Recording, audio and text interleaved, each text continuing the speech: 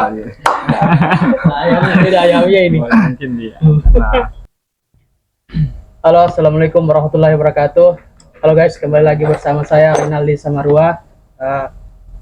Di sini setelah mengundang dua kanda saya dari Universitas Uinda Tokarama Palu, yaitu kanda Rifki dan kanda Rizlan. Oke, baik guys. Sini judul podcast kami yaitu mahasiswa dan organisasi. Oke, sebelum itu kita tanya-tanya dulu guys. Kabar dari kanda-kandaku ini gimana? ya alhamdulillah masih sehat dengan urusan skripsinya, Oh, penyelesaian akhir. Kalau saya sendiri gimana ya? Dibilang sehat alhamdulillah, cuma ada tekanan-tekanan dari mahasiswa akhir juga. Siap. Oke, di sini Kak, saya tanya-tanya tentang organisasi. Nah, di sini pertama bisa kita jelaskan sedikit tentang organisasi, seperti apa organisasi itu agar mahasiswa baru tidak salah dalam memilih organisasi. Wow. Berarti ini target audiensnya ke mahasiswa baru juga. Iya, ke mahasiswa baru. Oke, kalau saya pribadi sih, saya mulai. Kalau saya pribadi, bagaimana organisasi dan mahasiswa itu di kampus? Menurut saya, organisasi di kampus itu dia sebagai wadah. Hanya saja tergantung lagi untuk mahasiswanya. Kan masing-masing manusia dia punya skill. Iya. Nah, itu dari mahasiswanya lagi, dia mau tuangkan skillnya di wadah atau tidak. Karena ibaratnya itu organisasi itu sebagai wadah untuk skillnya mahasiswa, minat dan bakat mahasiswa dituangkan di situ. Kira-kira begitu. Kalau Karisan gimana? Kalau saya ya 11-12 juga dengan kakanda saya, Iya. senior saya juga. Sebagai wadah memang untuk mahasiswa, apalagi mahasiswa baru ini kan yang mungkin sewaktu sekolah kemarin dia belum tuangkan semua, dia punya bakat-bakat yang ada dalam dirinya kan. Iya. Dan juga ada tambahan, kalau tambahan dari saya itu sebagai ini juga masuk organisasi itu kita bisa dapat hal-hal yang baru yang belum kita temui di sekolah ataupun di dunia luar, selain di dunia kampus sendiri. Iya. Karena nantinya pasti beda. Mungkin itu saja. Baik. Kalau Oh, boleh gak? Silakan merokok atau disuruh duluan nih. Saya mau kopi dari tadi. Jangan tegang. Oke. Kopi guys.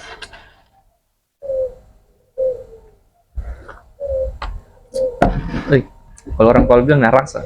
Nah, boleh coba lagi rokoknya. rokok ini. Ke pertanyaan selanjutnya. Apa itu? Apakah organisasi ini Kak berperan penting kalau dia terhadap mahasiswa, terkhusus kepada mahasiswa baru ini Kak, nanti jangan salah pilih lagi mereka. Peran organisasi terhadap mahasiswa baru. Iya. Jadi sebenarnya kalau pertanyaannya organisasi ini penting atau tidak untuk mahasiswa, Iya. ya seperti saya katakan di awal, itu kembali ke mahasiswanya. Kembali ke mahasiswa ya. Karena mahasiswa, output mahasiswa yang berorganisasi dengan yang tidak berorganisasi, berhasil atau tidak itu tidak bisa diukur. Ya. Jadi seperti yang saya katakan di awal, itu kembali ke diri masing-masing mahasiswa. Iya. Jadi pertanyaan penting atau tidaknya, mungkin bagi saya pribadi yang berorganisasi itu penting. Mungkin pertanyaan itu ketika dilontarkan ke mahasiswa yang memang tidak ada niat berorganisasi, mungkin jawabannya tidak penting. Karena kembali ke diri kita masing-masing. Jadi kalau saya pribadi yang memang besar di organisasi, ya pasti saya jawab penting. Karena manfaatnya banyak sekali. Mungkin untuk manfaat kita bahas belakangan. Manfaat organisasi untuk mahasiswa apa? Oh iya, siap. Kalau Karislan? Kalau saya pribadi lagi, ini menurut saya sebagai mahasiswa yang pernah berorganisasi atau sampai sekarang ada manfaat yang saya dapat dari situ. Penting. Bahkan sangat penting. Iya. Sangat penting karena kenapa? Lumayan ada perbedaan antara organisasi yang kita dapat di sekolah sama yang di kampus. Saya tidak bisa ibaratkan berapa persennya karena pandangan orang beda-beda. Tapi kalau menurut saya ini ada perbedaan antara yang tidak dapat di organisasi, yang tidak dapat di sekolah, sama yang dalam kampus. Jadi itu menurut saya penting. Kalau untuk masalah apa-apa saja yang tidak dapat di situ ya mungkin nanti kita bahas juga di belakang. Selanjutnya ini biasa itu Kak, banyak mahasiswa itu kalau sudah berorganisasi kadang mata kuliah sudah dia tinggalkan, kadang sudah tidak atau dia suruh temannya bekerjakan. Betul sekali. Nah ini jadi ditanyain komisi siapa tahu toh. Nah terus apakah organisasi ini Kak menghambat kuliah dari mahasiswa tersebut? Kalau pandangannya komisi saja ini. Pelan dulu mungkin. Saya dulu. Iya. Kalau dibilang menghambat, Tidak juga gimana? gimana ya? Ibaratkan itu barang. Ya tidak juga menghambat sih. Walaupun memang ada beberapa mata kuliah yang harus kita tinggalkan demi kita melakukan suatu kegiatan Iya. yang mungkin hukumnya itu wajib bagi kita. Sedangkan ya bisa jadi kan kita berperan penting pada saat kegiatan itu yang menjadikan kita tadi saya izin dulu untuk mata kuliah ini. Iya. Tetapi kan semua itu pasti ada jalan keluarnya, mungkin bisa izin sama dosennya. Saya rasa itu tidak menjadi suatu hambatan untuk mahasiswa apabila mau masuk mata kuliah. Hanya gimana ya? Mungkin mahasiswa yang tidak mau minta izin saja. Iya. Itu menurut saya. Enggak, ada juga teman gitu biasa anak-anak pesulat sebut apa namanya tuh. Iya. Dia kadang kalau di dalam kelas itu kadang kalau sudah ada kegiatannya di luar, dia minta izin dulu dengan dosennya. Iya. Oh ya mungkin begitu Kak. Perlu pandangan kayak ini. Mungkin sedikit ini apa bicara soal laki-laki dan perempuan kalau masalah itu. Oh iya. Karena sebelum ke situ laki-laki dan perempuan itu kalau masalah manajemen waktu Iya. atau pekerjaan saya lebih akui perempuan daripada laki-laki karena perempuan dia Sekali. multitasking. Iya betul Kak. Jadi kalau misal ibu rumah tangga saja di rumah, dia bisa kerjakan 4 sampai 5 macam pekerjaan dalam satu waktu. Ini kasih mendidih air, ini sambil mencuci, terus urus anak menangis, buat susunya begitu. Jadi begitu juga di perkuliahan dan organisasi. Terus pertanyaannya tadi, apakah itu bisa menghambat perkuliahannya mahasiswa atau tidak? Iya. Kalau urusan berorganisasi, sebenarnya tinggal manajemen waktunya. Karena di satu sisi kita bisa kuliah itu diterima di jurusan, otomatis kuliah penting. Tapi untuk kebutuhannya teman-teman di selesai dari perkuliahan atau selesai dari kampus, itu tergantung organisasi yang kalian ikuti. Jadi kalau di pertanyaan tadi, untuk menjawab pertanyaan tadi, memang ada sebagian yang perkuliahannya lambat, itu sebenarnya jangan salahkan organisasinya, tapi betul. salahkan orangnya yang kadang tidak bisa memanajemen waktu. Betul. Kalau saya pribadi sih pengalaman, saya selesai mata kuliah itu tepat waktu di semester sekian, jadi tidak ada program. Kalau kita lingkup UIN kan, tidak ada program. Tapi organisasi dalam dengan luar kampus saya jalan terus. Tapi sekarang ya begitu, lama selesai. Ya, namanya proses juga Kak. Ya. Oke, pertanyaan selanjutnya guys. Bagaimana solusi atau upaya agar mahasiswa dapat aktif bukan hanya di perkuliahan tapi juga di organisasi Kak? Bagaimana? Solusi ya. Iya. Atau Saya mau cerita sedikit berarti. ya boleh. Itu yang satu tunggu. Kalau ini apa namanya, kalau saya tidak salah ingat, nanti teman-teman juga bisa koreksi Pak. Iya. Ini hanya seingatku itu turunnya gerakan atau minat mahasiswa untuk berorganisasi itu dimulai dari 2021. Mungkin sebelumnya sudah tampias di 2020 karena kita kan PBAK-nya tidak keseluruhan offline. Jadi ada yang online sebagian. Ada yang online. Itu pun PBAK yang offline dia per quarter. Jadi sampai 4 quarter. Iya, 3 kloter. Tiga. 3 kloter. Itu 4 hari semua kalau tidak salah. Nah, eh, kenapa mengurang atau menurun ini minat mahasiswa untuk berorganisasi? Kemudian itu berdampak pada gerakan mahasiswa di kampus. Iya. Coba teman-teman lihat saja bagaimana di mahasiswa di lingkup kampus UIN hari ini itu. Kalau aksi jarang sekali, kalaupun ada itu susah sekali untuk diajak aksi. Iya, Gitu. betul sekali itu. Betul sekali kan? Itu asli. terasa sekali. Nah, ini yang beberapa bulan kemarin coba kita gaungkan mengenai tentang turunnya minat mahasiswa di organisasi dan kemudian berdampak pada gerakan mahasiswa yang juga mulai menurun. Itu salah satunya gara-gara PBAK. PBAK. Yang pertama, PBAK itu kalau bisa dibilang dia gerbang pertama untuk pembentukan karakter mahasiswa. Jadi kalau di tipologi mahasiswa kan ada yang namanya hedon, mahasiswa hedon, aktivis, organisatoris. Ada yang bilang mahasiswa kupu-kupu, Iya, mahasiswa kupu-kupu. Nah, itu ada mahasiswa kura-kura, kuliah rapat. Iya, kuliah rapat. Ya. Nah, kalian dibentuk nantinya itu di PBAK. Jadi PBAK itu wadah pertama pembentukan karakter mahasiswa. Jadi kita lihat saja PBAK dari 2020 bagaimana. Iya. Mungkin masih mendingan. Di 2021 itu full online. Online semua, tak ada lagi.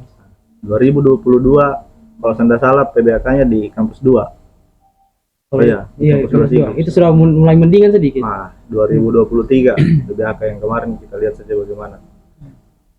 Ya, sebenarnya tidak perlu dipertanyakan, cuman semua kita bisa melihat bagaimana model PBAK.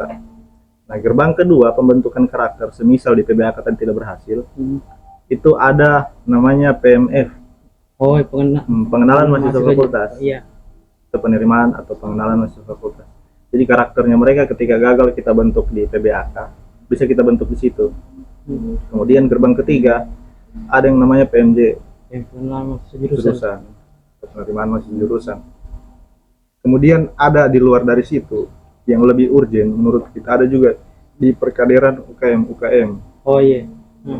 Kan kita di kampus ada 9 UKM.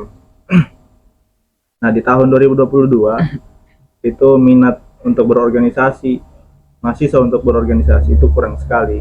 Di beberapa UKM juga sempat mengeluhkan soal itu, turunnya minat mahasiswa untuk berorganisasi.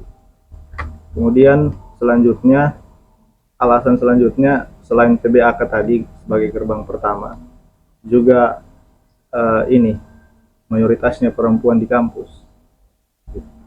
Jadi kenapa saya berani katakan ini? Karena ini fenomena yang sama-sama kita bisa lihat. Iya. Bagaimana hedonnya mahasiswa sekarang. Itu dimulai dari circle-circle kecil perempuan, akhirnya menyebar ke circle sebelah. Kan ini mahasiswa sekarang itu punya circle masing-masing. Perhatikan saja. Iya. Alam kelas juga begitu. Lagi perempuan pasti punya kumpulan-kumpulannya mereka masing-masing tuh. Nah, dari kumpulan A itu menyebar ke B.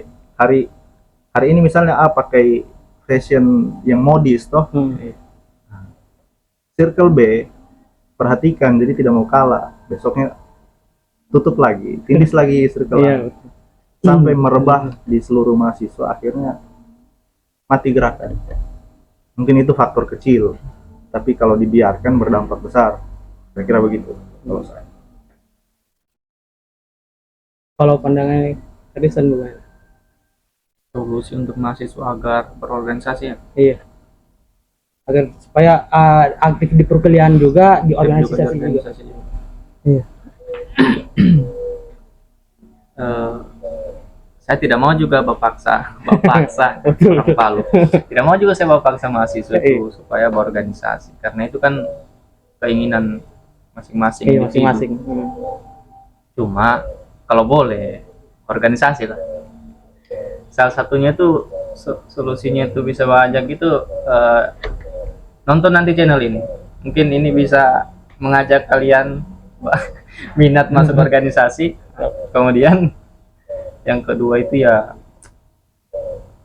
banyak-banyaklah ini kumpul-kumpul sama teman-teman. Jangan hanya berkurung di kos, karena HP sekarang ini sudah terlalu banyak fitur-fiturnya. Dia punya apa yang tidak bisa dilakukan handphone sekarang ini. jangan cuma kurang di kos itu solusinya memang juga salah satunya. Banyak kumpul-kumpul sama teman, entah itu teman seangkatan atau di bawah dari kita atau senior-senior kita, entah itu dalam kampus atau luar kampus. Pasti itu lambat laun akan timbul keinginan, oh bagaimana saya kalau bisa masuk ke sini juga, mungkin saya bisa dapat yang seperti ini di sini. Kalau saya singkat saja karena sudah dipaparkan tadi dari review, sudah banyak sekali tadi dipaparkan, kurang apa lagi. Kita belum masuk solusi juga berarti tadi. Belum ada solusi disampaikan. Tinggal ditambahkan lah itu. Saya tambahkan sedikit mungkin solusi bagaimana menarik agar supaya tingkat kemauan mahasiswa untuk berorganisasi itu meningkat dari tahun-tahun sebelumnya. Iya. Yang pertama ini kembali ke mahasiswa barunya, mahasiswa yang baru masuk.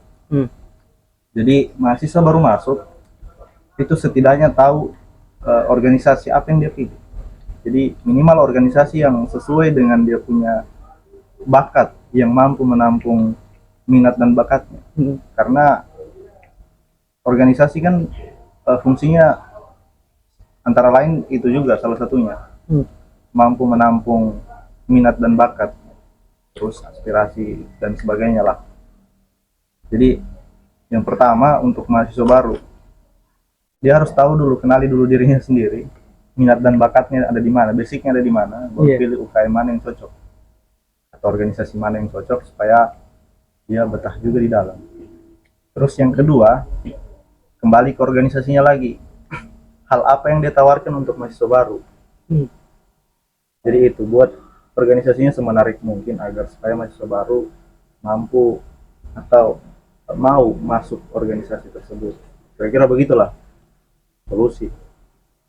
Juga kayaknya kita kalau di organisasi kan kita sebagai mahasiswa harus banyak-banyak berinteraksi juga. Jangan sampai diam dalam kos, kekurung, itu lagi lebih parah. Ya, karena banyak juga mahasiswa yang sudah masuk organisasi dihilang dari organisasinya. Terus kalau ketemu teman, paling dia cerita tidak cocok sama organisasi ini, apa yang dia dapat. Saya pernah punya teman, dia ikut organisasi. Harapannya ikut organisasi itu biar yang pertama biar dapat relasi, terus bisa mengembangkan bakatnya lah. Tapi dia cerita ke kita, dia keluar dari organisasi karena tidak sesuai dengan harapannya, ya tidak sesuai dengan ekspektasinya. Di dalam dia isinya hanya jualan risol, begitu. Iya, itu perlu kita bahas, Kak. Jadi sebenarnya kembali ke diri kita, kemudian kembali ke mahasiswa baru toh, kemudian kembali ke diri kita yang berorganisasi. Jadi apa yang mampu kita tawarkan untuk adik-adiknya kita nanti. Kalau kita orang cocok untuk kamu pilih, gitu. Layak untuk dipilih toh. Boleh.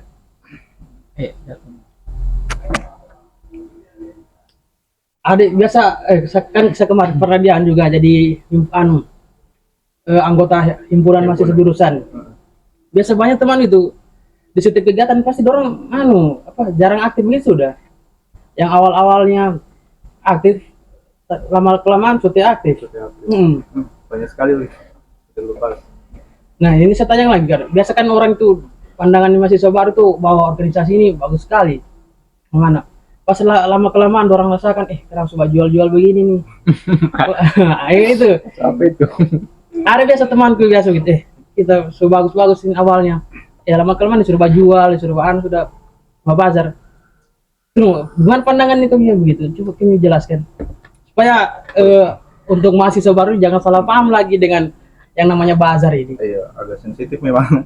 Cuman memang kalau untuk ada beberapa organisasi untuk ada alasan kenapa mereka adakan bazar, itu kebanyakan tuh untuk cari dana. Karena saya kurang tahu organisasi keseluruhan, tapi yang saya tahu di aturan rumah tangganya, di ART, anggaran rumah tangga, itu diatur tentang kucuran dana. Dia yang paling banyak itu disebutkan atau dituliskan usaha yang tidak mengikat. Kalau tidak salah itu usaha yang tidak mengikat.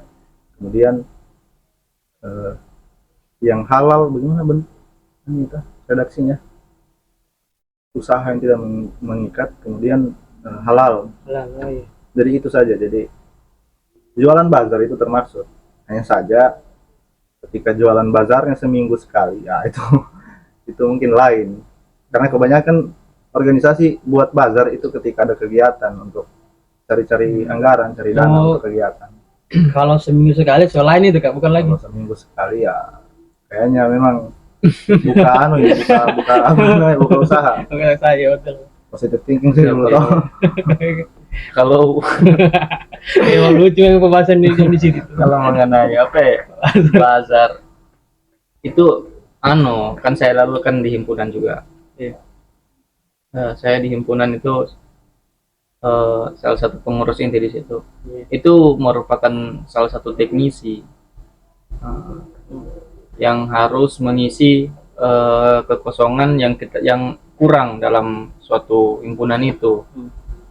Contoh seperti bilang Kandarif tadi, ada kegiatan, namun yang mereka inginkan ini dan yang mereka ingin bukan dana sih, dana ini tidak mencapai dari kegiatan yang mereka mau, mereka inginkan, tidak mencukupi dananya, jadi belum sampai lah istilahnya. Jadi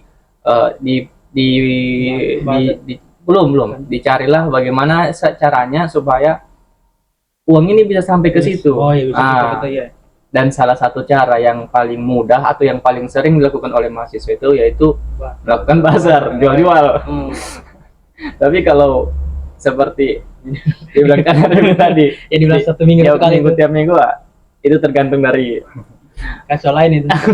tidak juga, itu tergantung dari mereka lah. Pasti kan mereka dapat, pasti mereka punya alasan kenapa kita lakukan seperti itu. Siapa tahu basicnya memang di bisnis. Iya. Kemudian apa lagi? Hilang. Ya, itu saja. Pertanyaan selanjutnya, berbicara tentang manfaat, apa manfaat yang bisa didapat mahasiswa di dalam organisasi ini? Kalau soal manfaatnya sebenarnya banyak sekali. Kalau bicara perorangan, Iya.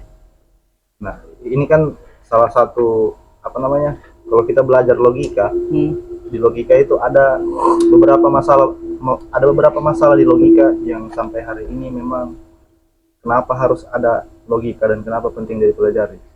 Salah satunya masalah di logika itu generalisasi. Artinya dia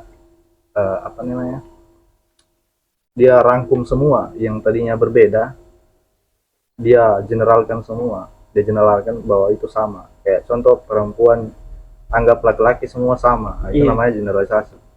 Padahal ada yang beda, gitu. Nah, begitu juga manfaat organisasi sebenarnya. Antara lain itu relasi. Kemudian public speaking. Jadi public speaking itu juga nanti manfaatnya ada lagi. Kayak tadi untuk menambah relasi. Apalagi ketika kita kan di perguruan tinggi itu ada tridharma, pendidikan, penelitian, kemudian pengabdian. Nah, di pengabdian sini itu dibutuhkan sekali yang tadi yang namanya public speaking. Karena tidak semua kita bisa bersosialisasi di masyarakat. Kayak contoh di beberapa organisasi ketika buat kegiatan pasti ada yang namanya itu kepanitiaan humas. Nah, kebanyakan kita kan mahasiswa atau di kepanitiaan tahunya itu humas itu bantaran surat. Iya kan? Iya, betul. Padahal bukan cuma di situ. Bukan hanya sampai di antar surat. Tapi bagian humas ini dia mampu bersosialisasi dengan daerah sekitar di mana tempat kegiatan itu dilaksanakan. Jadi kalau ada yang bilang humas hanya bantar surat, senior yang ditanya dulu gimana? Karena kemampuan bersosialisasi itu penting sekali. Nah, itu salah satu manfaat berorganisasi. Kemudian relasi tadi itu penting juga. Kenapa? Karena ketika selesai dari bangku perkuliahan, mau cari kerja ya, betul. Bahasa kasarnya kan ada kita punya orang dalam tuh. Iya, betul. Orang dalam. Cuman adalah relasi atau ada kenalan kita di dalam. yang memudahkan Iya. masa depan ketika selesai dari bangku perkuliahan. Tapi kalau saya yang lebih penting sih sebenarnya tadi public speaking. Karena di belakang public speaking ada yang namanya kemampuan bersosialisasi, Iya, betul. kemudian kepekaan sosial. Karena percuma kita pintar public speaking, tapi kalau sampai di masyarakat cuma berdiam. Iya, betul. Kalau orang kaya bilang namuntu, namuntu-muntu itu, lah dulu di pojok. Jadi penyendiri di sana. Nah, itu sih kalau saya. Masih banyak sebenarnya, cuman yang penting bagi saya itu. Iya. Kalau Kak Haris Muan. Kalau saya manfaat yang paling saya sorot itu public speaking seperti dikatakan Kandaris. Karena kenapa? Dulu saya cerita sedikit. Iya. Dulu waktu saya masih SMA. Saya ini bicara bagaimana ya? Astaga. Bale-bale, Bale-bale. namundo, badiam-diam. Kalau orang kalian namundo juga itu. Badiam-diam, tidak tahu bicara lah istilahnya. Tapi pas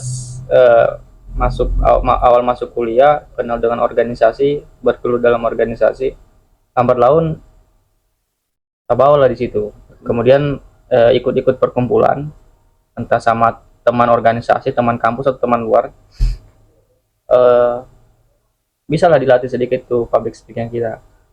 Jadi apabila nanti pas keluar setelah selesai dari kampus, adalah perbedaan antara kita yang berpendidikan dan yang mungkin belum berpendidikan ya. Iya. Karena nampak sekali, kentara sekali itu kalau orang yang bagaimana ya, punya organisasi dengan tidak Yang tidak iya. yang tidak berorganisasi. Kentara sekali. Itu kalau yang manfaat yang paling saya sorot itu sih public speaking. Apalagi ya? Itu loh, kalau tidak salah pernah saya lihat fotonya kami itu. Ya, semester 1, semester 2. Sudah pegang toa itu. Semester berapa itu, Kak? Itu semester 1 itu. Semester 1 Sudah berani, sudah bisa kami pegang toa ya. Itu istilahnya begini juga. Kan ada pepatah kah siapa yang bilang itu istilahnya tuh. Kalau kita tidak berani memulai, kapan kita baru bisa? Iya, betul. Istilahnya itu berani dulu memulai. Ayo, apa di Israel juga keren juga orang yang mau pegang toa itu. Maksudnya pas pertama kali saya keren juga dan begini kalau di depan ini umum begini. Soalnya tidak semua orang bisa di situ. Bahkan saya sendiri pasti gugup sekali kalau bicara di depan umum itu. Iya. Ini juga manfaat organisasi itu begini juga. Itu organisasi pasti ada apa? Ada kegiatan yang di luar dari kampus. Artinya kita ke masyarakat. Nah, itu gunanya tadi yang tadinya kita belum bergelut di masyarakat, tapi setelah kita masuk organisasi manfaatnya itu kita bisa ke masyarakat langsung, interaksi dan masyarakat secara baik dan benar. Kemarin saya itu waktu 2000 berapa itu Kanda, kita ada Bina Desa ya 2021. Nah, itu Bina Desanya itu kan kita ini Institut Agama Islam, sedangkan hari itu kami masuk di kampung yang mayoritas Kristen. Kemudian menyampaikan sedikit apa istilahnya itu motivasi di dalam moderasi beragama di dalam tempat ibadahnya mereka ini. Jadi itulah manfaat yang tadinya kita tidak tahu, jadinya kita tahu ternyata seperti ini. Kemudian relasi kita dan masyarakat itu bisa tertata dengan baik setelahnya itu. Banyak sih manfaatnya. Kalau manfaatnya banyak sekali kayak public speaking tadi itu sebenarnya tidak juga hanya kita dapatkan di organisasi. Belajar di luar juga bisa. Cuman bedanya kalau berorganisasi misalnya ada role model lah untuk kita. Jadi ada tempat belajar, ada teman diskusi. Nah, terus juga bedanya dengan yang belajar di luar tanpa berorganisasi ada kepuasan tersendiri lah untuk kita. Karena saya kurang tahu kalau yang lain, kalau saya lebih orang yang lebih melihat proses sih daripada hasil. Begitu. Tapi kalau cinlok sedikit ya apa? Bunga-bunga itu. Bunga-bunga perkuliahan. Lain cerita. Perlu juga kayaknya. Iya kan, saya tahu kan. Perlu sekali kayak gitu. Jadi kalau mau lihat bedanya orang yang berorganisasi dengan tidak itu lihat di ketika kuliah itu lihat saja pas KKN, ketika Iya. KKN, Hmm. apalagi ketika susun proker. Oh iya. Jadi kalau orang yang mungkin yang belum sempat ada niat berorganisasi, Hmm. mungkin prokernya ya buat plakat kayak ini, plakat untuk rumah kades ini, Oh. apa nama lah, apa Oh, nama, apa nama? plakat. Tapi kalau yang berorganisasi, kayak yang saya baca di berita kemarin, mahasiswa KKN itu program kerjanya aspal jalan. Jadi dia baganti kerjanya PUPR, Parah juga ini. aspal jalan. Saking kreatifnya, tugas PUPR dia ganti. Luar biasa. Iya, ini juga saya cerita lagi sedikit. Iya. Seperti bilang Kak Arif tadi, lihat mahasiswa itu kalau mau ditahu dia berorganisasi dengan benar dan baik tuh Iya. dan betul, lihat pas dia KKN. Saya cerita sedikit kemarin waktu saya KKN itu, Teman pasti. manfaatnya ini untuk mahasiswa baru ya, Iya. untuk mahasiswa baru. Bermanfaat sekali tuh saya, Nah, karena teman KKN itu kami KKN hanya ada 8 orang. lapor orang. Nah, 8 orang itu istilahnya bagaimana ya? Bukan bagaimana juga, cuma ada yang beberapa yang tidak berorganisasi. Nah, manfaat bagi saya tadi ketika saya berorganisasi, saya terapkan tempat KKN saya, kita itu buat surat menyurat itu tidak mungkin kita sodorkan ke desa lagi. Iya betul. Karena kita di situ ber-KKN. Jadi semua di tangannya kita. Iya. Gitu. Kita yang bikin surat, jadi yang tadinya saya tidak tahu tentang administrasi, Iya. pas setelah saya KKN saya tahu, oh ternyata ini manfaat yang waktu saya ambil setelah waktu saya organisasi. Saya bisa tahu tentang administrasi, public speaking dengan baik. Itu gunanya itu. Ini untuk mahasiswa baru ini, catat. Berguna sekali. Iya memang begitu Kak. Baru kami juga kan telam lagi KKN Oktober ini kayaknya. Angkatan 2020. Kami memang perlu itu. Administrasi yang paling penting itu. Karena begini, Buat surat. ditanyakan jangan sampai kita dianggap remeh sama masyarakat luar. Iya. Bagaimana kamu sebagai mahasiswa tidak tahu tentang administrasi? Iya, biasanya begitu Pak, masyarakat. Orang desa. Karena mahasiswa ini kan dikenal sebagai maha, Iya. orang yang serba bisa. Serba bisa. Padahal Jangan bisa. tidak bisa. Padahal tidak bisa. Apalagi kalau disuruh maju ke depan, tiba-tiba biasa. Kalau apalagi kita kan UIN, serba khutbah itu sana. Iya. Kalau khutbah gimana menurut kalian? Nah, pandangan masyarakat itu, kalau kita kuliah di UIN. cuman kalau kita keluar ke masyarakat, yang orang tahu bukan UIN, STAIN.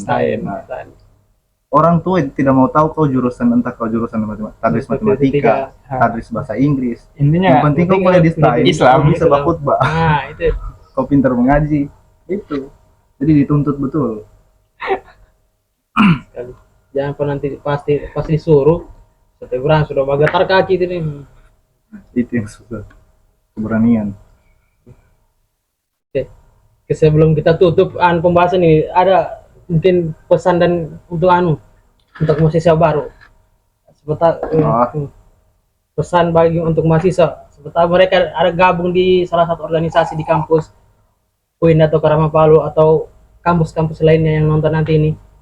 Kalau dari saya untuk closing statementnya toh. Iya. Saya mau bicara dulu sedikit soal PBHK yang kemarin Iya. di UIN di Karamapalu. Dengan di tahun sebelumnya, saya agak lupa di tahun 2022 dengan 2021. Yang saya tahu tahun ini PBHK itu tidak ada materi tentang kemahasiswaan. Jadi kayak materi yang seharusnya ada di PBHK kayak contoh sejarah gerakan mahasiswa, terus kemahasiswaan, kepemimpinan. Iya. Nah itu materi-materi yang saya anggap penting di PBHK karena ini kan seperti dikatakan tadi, PBHK ini kan gerbang pertama atau wadah pertama pembentukan karakter mahasiswa. Iya. Jadi kita mau lihat dia jadi kura-kura atau kupu-kupu nanti itu dari situ. Iya. Atau mau jadi pondok di ayamnya ini. Mungkin dia. Nah, jadi itu yang saya sayangkan untuk PBHK. Jadi semoga petinggi-petinggi kampus itu mungkin atau ketua-ketua lembaga Iya. Iya. khusus di UIN atau Karamapalu itu nonton podcast ini supaya apa yang saya resahkan itu tersampaikan. Terus untuk closing statementnya, kalau dari saya berorganisasi atau tidak berorganisasi atau tidaknya mahasiswa itu tidak menjamin kesuksesannya di masa depan. Iya. Hanya saja di dunia perkuliahan kita butuh bumbu-bumbu selain daripada perempuan kalau untuk laki-laki, Oh iya. laki-laki untuk perempuan. Jadi itu tidak menjamin berhasil atau tidaknya teman-teman di masa depan. Hanya saja pengalaman sekarang dibutuhkan karena Iya. dunia pekerjaan Iya, atau dunia kerja di Indonesia itu membutuhkan tenaga kerja yang terlatih bukan yang terdidik. Jadi soft skill dibutuhkan sekali. Itu mungkin kalau dari saya. Tadi Arisan gimana? Untuk saya sendiri pesan dan kesan untuk mahasiswa baru terkhususnya di UIN dan juga mahasiswa-mahasiswa lama yang masih sementara berkembang berkembang biak. Betul dikatakan Anda saya tadi, Rifki, bahwasanya organisasi itu bukan sebagai acuan patokan untuk kita, untuk individu, bahwasanya oh nanti kalau saya tidak berorganisasi saya tidak akan sukses. Kalau saya tidak berorganisasi saya tidak bisa begini, saya tidak bisa begitu. Tidak. Berani memulai dulu. Itu yang penting, berani memulai. Kalau cuma tidur di kos, tidak akan mau, tidak akan bisa. Nah, kemudian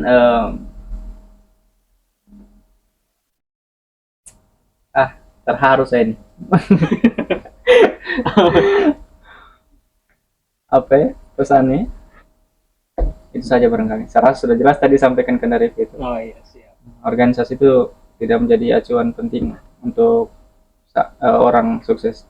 Itu hanya bumbu-bumbu seperti kalau kita memasak, kalau orang bilang tidak ada ricanya, tidak ada masakonya, tidak ada garamnya, kurang garam ini, hambar.